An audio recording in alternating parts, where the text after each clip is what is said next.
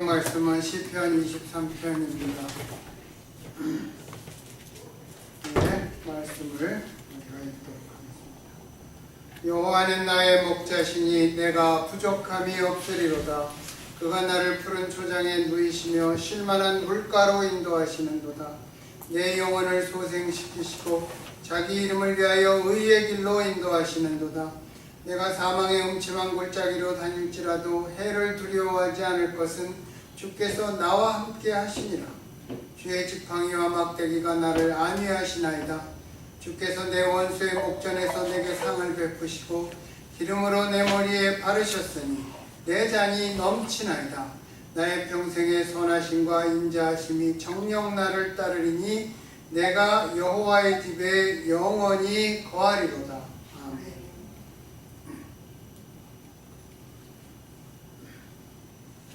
양은 소처럼 먹은 음식을 되새김질하는 동물입니다. 먹은 음식 중에서 거칠고 소화시키기 어려운 것들을 다시 입으로 개워 곱씹어 넘기는 것입니다. 이것을 한자어로 반추라고 하는데, 그래서 우리가 양이나 소를 반추동물이라고 합니다. 우리가 지난 일들과 세월을 다시 되새겨보거나 생각을 한 번 더 숙고할 때에도 반추한다고 합니다. 우리는 지금까지 시편 23편의 말씀을 가지고 묵상하였습니다. 시편 23편은 우리 모두가 아는 대로 너무나 유명한 말씀입니다. 심지어 믿지 않는 사람들도 몇 번쯤은 들어봤을 정도로 여기저기서 흔하게 노래되고 인용되는 시입니다. 시편 23편을 모르는 신자는 거의 없습니다. 우리가 지난 석 달 동안 시편 23편을 몰라서 묵상한 것이 아닙니다. 우리도 양처럼 이 말씀을 반추하려고 했던 것입니다. 우리가 지금은 미디어의 홍수 시대라고 합니다. 정보의 홍수 시대고, 궁금한 것이 있으면 바로바로 검색할 수 있습니다. 또 말씀의 홍수 시대입니다. 수많은 신앙 서적들이 넘쳐나고 TV와 인터넷으로 언제든지 설교를 들을 수 있고 말씀을 배울 수 있습니다. 그러나 사람과 사람 사이의 인간관계나 사회성은 점점 약하게 형성되고 있고 사람들의 영혼은 점점 메말라가는 것 같습니다. 먹은 것이 소화가 되어야 피와 살이 되는 것입니다. 먹은 것이 소화가 되려면 반추해야 되는 것입니다. 그래서 반추가 필요한 것입니다. 시편 23편은 방대한 성경 전체에 비하면 그 분량은 정말 너무나 짧습니다. 그러나 우리는 이 짧은 6절의 말씀을 3개월 동안 계속 곱씹고 되씹었습니다. 성경 전체를 통독해도 진리를 발견하지 못할 수도 있고, 짧은 단 한 구절의 말씀에서 진리를 찾을 수도 있는 것입니다. 바라기는 우리가 묵상하였던 시편 23편의 말씀을 앞으로도 계속 반추하고 되새기기를 바랍니다. 그래서 광야와 같은 인생살이에서 지치고 피곤할 때마다, 의심과 원망이 생길 때마다 이 말씀이 우리의 영혼을 소생시키시는 큰 힘이 되었으면 하는 것입니다. 오늘은 시편 23편 그 말씀 묵상의 마지막 시간입니다. 물론 앞으로 더 큰 은혜가 보이고 우리가 그것을 느끼면 다시 또 나누기도 하겠지만, 오늘로 시편 23편 이 시리즈 설교를 마치려고 합니다. 오늘 말씀은 마지막 절인 내가 여호와의 집에 영원히 거하리로다. 우리가 그 말씀을 함께 생각해 보겠습니다. 또한 지금까지 시편 23편을 가지고 묵상했던 것을 정리하는 시간이 되었으면 합니다. 시인인 다윗은 광야에서 목자만 바라보는 양으로 자신을 비유하였습니다. 제가 아침을 집에서 이렇게 주로 빵을 먹을 때 빵을 먹으면 우리 집 강아지가 제 옆에서 누가 뭐라 그래도 아무도 안 쳐다봐요. 저만 쳐다봅니다. 정확하게 말하면 제가 먹는 빵만 쳐다보는 것입니다. 정말 누가 그 앞으로 지나가도 자리를 비키지 않고 누가 아무리 다른 것을 주겠다고 불러도 가지 않습니다. 다윗은 그처럼 자기는 목자만 바라보는 양입니다. 그리고 여호와는 선한 목자라고 하였습니다. 하나님과 우리 사이를 표현하는 가장 좋은 관계 표시가 성경에서 목자와 양인 것 같습니다. 우리가 성경에 보면 아버지와 자녀로 우리를 비유하기도 하고 농부와 작물로 비교하기도 하고 포도원 주인, 왕, 그 다음에 저지, 판사라고 하나님을 비유하기도 합니다. 그럼에도 우리에게 가장 친근감으로 느껴지는 하나님과 우리의 관계, 예수님과 우리의 관계는 목자와 양입니다. 양은 어떠한 경우에도 목자에 대한 신뢰를 잃지 않고 절대적으로 믿습니다. 푸른 초장과 쉴만한 물가로 인도하며 상처를 치유해 주시고 영혼을 소생시키시는 그 목자는 양으로 하여금 부족함이 없다는 고백을 하게 하였습니다.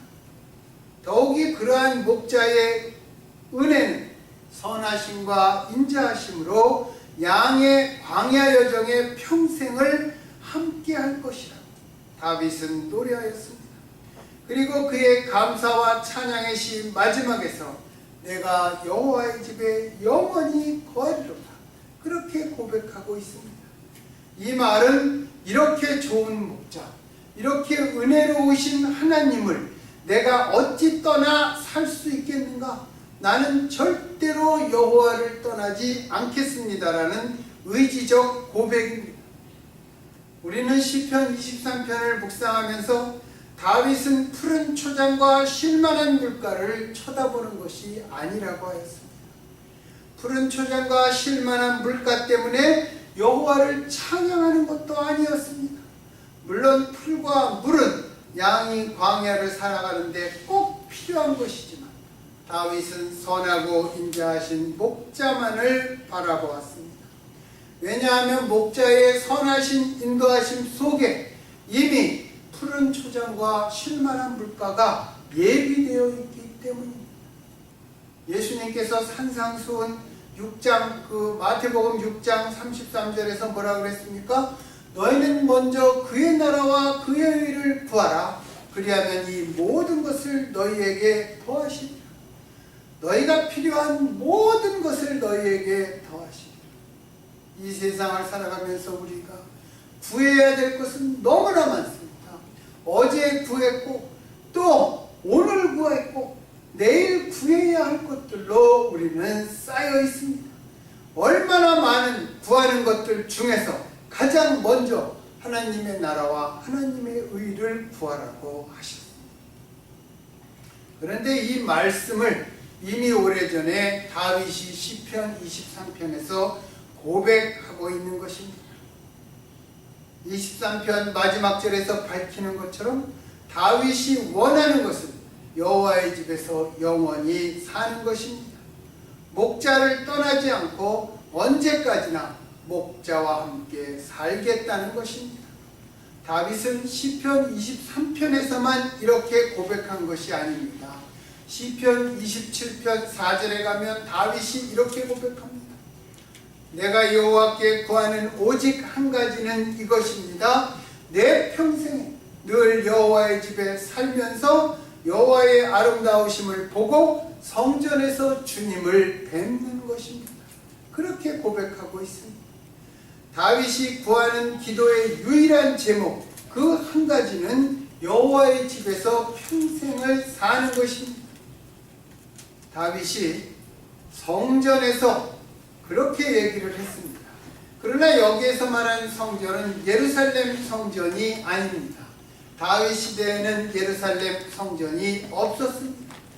다윗이 성전을 건축하려고 하였으나 하나님께서 다윗에게 너는 피를 많이 흘린 군인이라 내 아들 평강의 왕 솔로몬 왕 때 성전을 그로 하여금 짓게 하겠다, 그렇게 하셨습니다.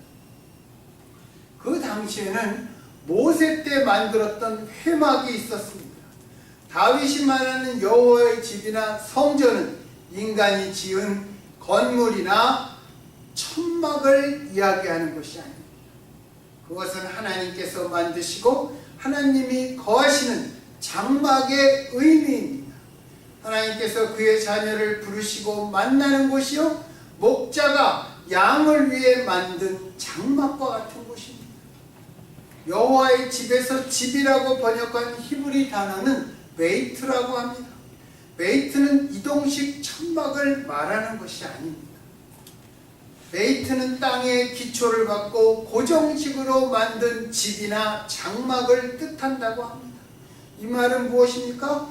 하나님의 자리, 하나님 앞에 우리가 나아가는 하나님의 임재의 장소, 하나님의 품, 그것은 변함이 없다는 것입니다. 우리가 하나님을 향해서 얼굴을 돌리고 무릎을 꿇으면 그 자리가 바로 베이트라는 것입니다. 그래서 하나님은 늘 그곳에서 우리를 부르고 계신 것입니다. 마치 집을 떠난 탕자가 아버지의 집을 그리워하여 세상에서 방황하다 지치고 피곤한 몸을 이끌고 돌아올 때 다시 그 자리가 아버지 집이라는 뜻입니다. 시편 84편에 보면 그것은 고라 자손의 시라고 써 있습니다. 여러분, 고라가 누구죠? 고라는 레위인으로서 모세를 대적하다가 땅이 갈라져서 땅속에 파묻혀 죽은 사람입니다. 다단, 아비람, 온, 루벤 지파 사람들도 같이 그렇게 되었습니다. 그런데 그 고라 자손 중에 한 사람이 시편 84편에서 여호와의 집, 여호와의 장막, 성전을 노래하고 찬양하고 있습니다. 1절에 보면 뭐라 그랬냐면 만군의 여호와여 주의 장막이 어찌 그리 사랑스러운지 내 영혼이 여호와의 공정을 사모하며 쇠약하며 내 마음과 육체가 살아계시는 하나님께 부르짖나이다. 주의 집에 사는 자들은 복이 있나니 그들이 항상 주를 찬송하리이다. 그리고 10절에는 이렇게 되어 있습니다. 주의 공정에서 한 날이 다른 곳에서의 첫날보다 나은즉 악인의 장막에 사는 것보다 내 하나님의 성전 문지기로 있는 것이 좋사오니. 이 시편 84편을 자꾸 읽어보면 이 고라 자손은 여호와의 집에 대한 사모함과 사랑이 마치 상사병을 앓고 있는 사람처럼 들립니다. 너무나도 그리워하고 간절히 원하고 있기 때문입니다. 그는 주의 집에 사는 자가 진정 복된 자라는 것을 알고 있습니다. 그래서 여호와의 집은 그가 살아가는 이유이며 그가 존재하는 목적입니다. 주의 집에서 거하는 하루가 다른 곳에서 지내는 첫날보다 좋다고 말했습니다.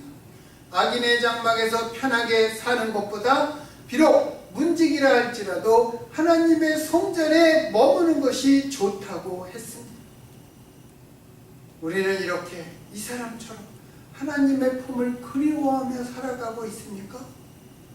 하나님께 우리가 예배드리는 이 시간이 시인의 고백처럼 그토록 소중하게 마음을 다하고 힘을 다하고 뜻을 다하여 드려지는 그렇게 여겨지고 있습니까?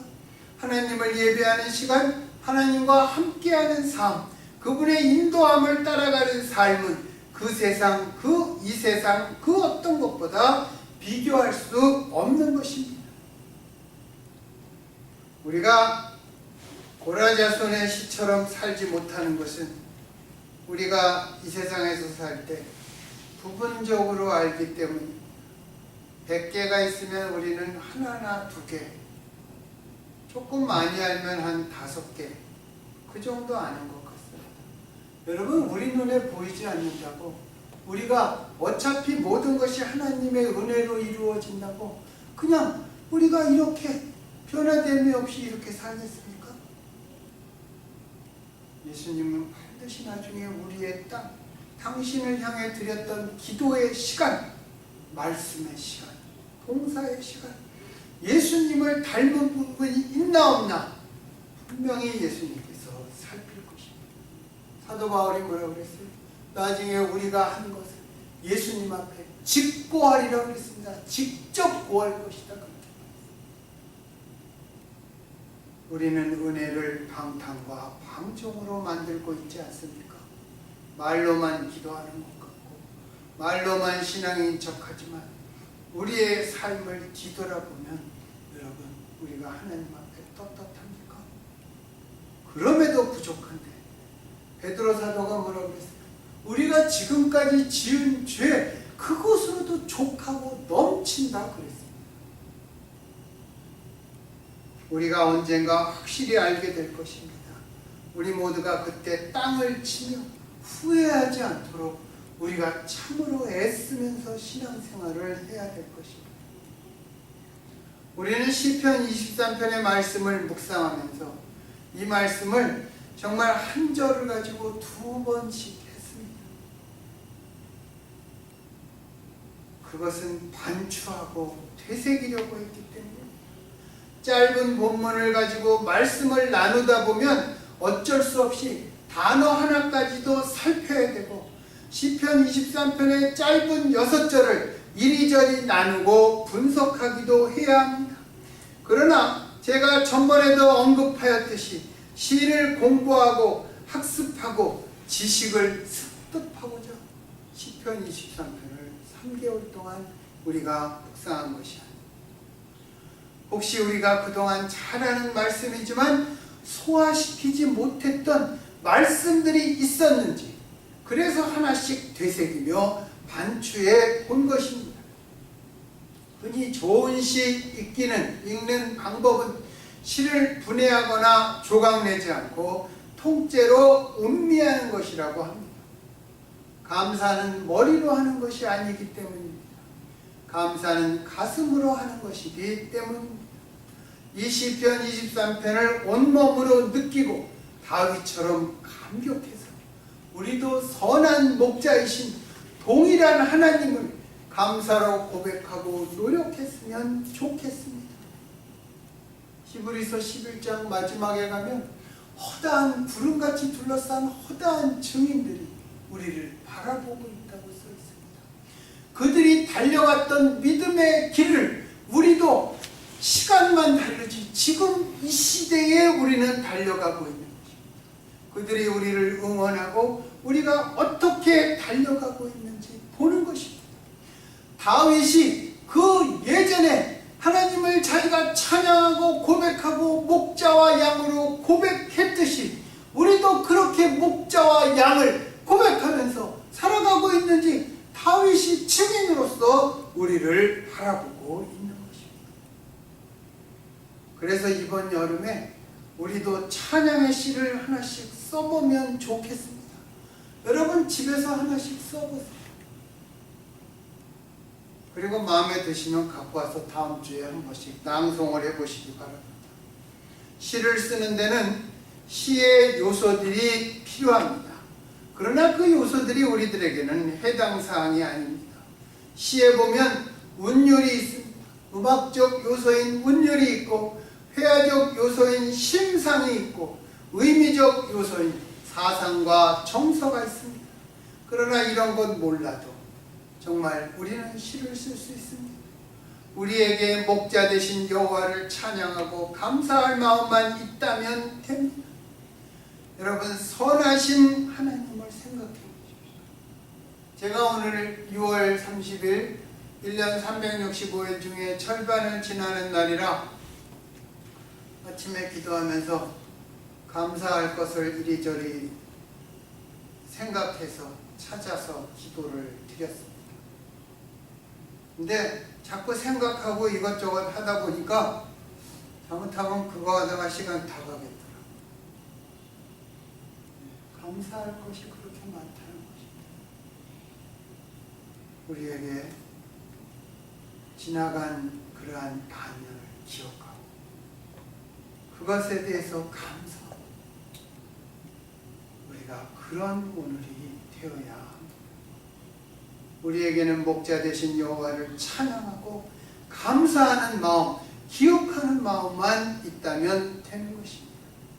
하나님은 누구십니까? 우리에게 선한 목자시고 우리는 그분의 양들입니다.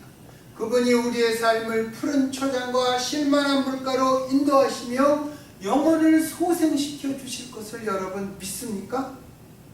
그리고 은혜의 돌보심이 우리의 평생토록 함께 하실 것도 의심 안 하고 믿습니까? 그 감사가 우리들의 삶에서 매일매일 찬양으로 시로 고백되기를 바랍니다.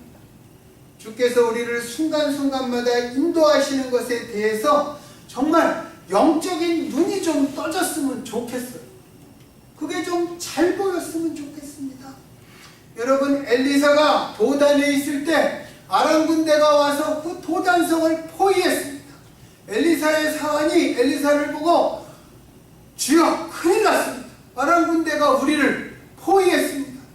엘리사가 기도했습니다. 주여, 저들을 또 포위하고 있는 천군 천사 불말과 불병거를 이 아이에게 보여주십시오. 그리고 아람 군대의 눈을 멀게 하십시오. 그렇게 기도했습니다. 여러분, 우리 눈에 정말 예수님이 그렇게 우리에게 명령하셔서 엘리사의 사환처럼 우리가 천군 천사 하나님께서 인도하시는 그러한 역사와 하나님의 목자 되심을 우리가 눈을 떠서 보기를 소원합니다. 그리고 우리의 눈이 바라볼 때를 바라보는 믿음의 눈이 되기를 바랍니다. 신앙생활이란 내 생각, 내 주장, 내 판단에 하나님을 끌어들이는 것이 아닙니다. 하나님의 말씀과 원하심 앞에 내 삶과 목표를 맞추어 나가는 것입니다. 맞추어 나간다는 것에는 내 뜻을 포기한다는 것도 들어있고 내 자신의 지금 내가 가지고 있는 이 본성, 그것을 거스른다는 것도 들어있는 것입니다. 하나님의 주권을 범사에 인정하면서 나를 맡기고 살아가는 것이 신앙생활입니다. 우리가 비록 말씀만큼 믿지 못하지만, 기대만큼 살지 못하지만, 캄캄한 밤중에도 새벽이 올 것을 기다리며 주님의 때를 기다려야 할 것입니다. 하나님 나라를 바라보자. 우리가 이것을 어젠다라고 합니다. 신앙의 어젠다라고 합니다. 하나님 나라를 바라보자. 여기서 우리의 신앙생활이 나와야 하는 것입니다. 이것이 바로 하나님 나라를 바라보는 것이 하나님의 부르심에 대한 우리의 응답이기 때문입니다. 나는 주님의 양이며 주님은 나의 목자라는 그 믿음과 신뢰를 가지고 신앙생활을 키워가는 우리 모두가 되기를 예수님 이름으로 간절히 축원합니다. 기도하겠습니다. 하나님 아버지, 우리는 항상 내가 중심이 되어서 살아갑니다. 내가 필요한 것 하나님 앞에 마치 주문을 하듯 하나씩 하나씩 내놓습니다. 주님, 그러나 그런 것이 아닙니다. 우리가 그래서 그 주문이 내 뜻대로 해결되지 않으면 원망하고 하나님께 대들고 등을 돌릴 때도 있습니다. 그래서 예수님을 따라가지 못하고 제자리에 서서 우리는 버티거나 뒤돌아가거나 곁길로 새버릴 때도 있습니다. 그럼에도 저희가 다시 돌아오기를 기다리고 계시는 아버지 하나님, 우리가 아버지 하나님의 집에 영원히 사는 것이 얼마나 좋은 것인지 우리가 모르니까 우리가 그렇게 살아가고 있습니다. 아버지 하나님, 불쌍히 여겨주시고 우리가 아버지 하나님만을 바라보는 정말 그 믿음 그만큼 자라게 하여 주시옵소서. 이렇게 그렇게 믿음이 성장되지 않고 있습니다. 수많은 정보의 홍수 시대를 가고 심지어 성경도 컴퓨터와 또 전화기 안에 다 들어있습니다. 그럼에도 불구하고 그것이 다 놓고 다닌다고 우리가 그것을 꺼내서 보는 것이 아닙니다. 주님, 소화도 못 시키면서 음식만 잔뜩 먹는 것과 다를 바가 없을 것입니다. 왜 반추해야 되느냐? 왜 성경 말씀을 묵상해야 되는가? 우리가 왜 기도해야 되는가? 우리가 반추하기 위해서입니다.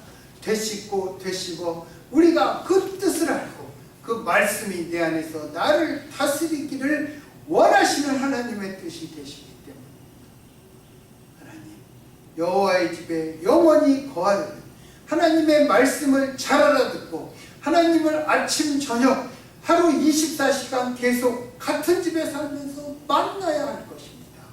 천국의 삶을, 완성된 삶을 위해서 우리가 이 땅에서 여호와의 집에 사는 그러한 우리가 연습과 실천을 하며 살아가게 하여 주시옵소서.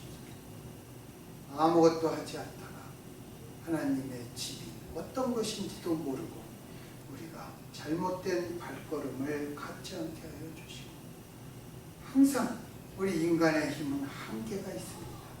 내가 하는 것에 한계가 있습니다. 그러나 그 한계까지 하나님께서 주신 자유의지 속에서 우리가 열심히 노력하며 하나님께서 그리신 큰 그림 앞에 우리가 그 그림 안에 있으며 그림 안에 우리가 사용되게 하여 주시옵소서. 그러나 먼저 양으로 우리 앞에 나아가시는 선한 목자를 우리가 따라가는 그 연습을 하게 하여 주시옵소서. 예수님 이름으로 기도합니다. 찬송가 543장하고 우리 정한국 집사님